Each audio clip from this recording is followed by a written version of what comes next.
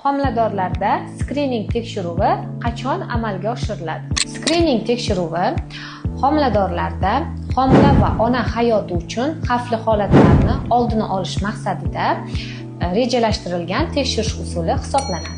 Birinchi skrining homilaning 11-12 haftasida amalga oshirilib, unda homilada uchraydigan erta nuqsonlarni oldini olish maqsadida bajariladi. Ikkinchi skrining tekshiruvi homilaning 18-20 haftaligida amalga oshirilib, bunda homilaning ichki organlarda uchraydigan, ayniqsa yurakda uchraydigan nuqsonlarni aniqlash maqsadida o'tkaziladi. Uchinchi skrining tekshiruvi homilaning 30 haftasidan keyin amalga oshirilib, bunda homilaning joylashishi, homila platsentasining holati va suvining miqdori va tarkibi aniqlash maqsadida amalga oshiriladi.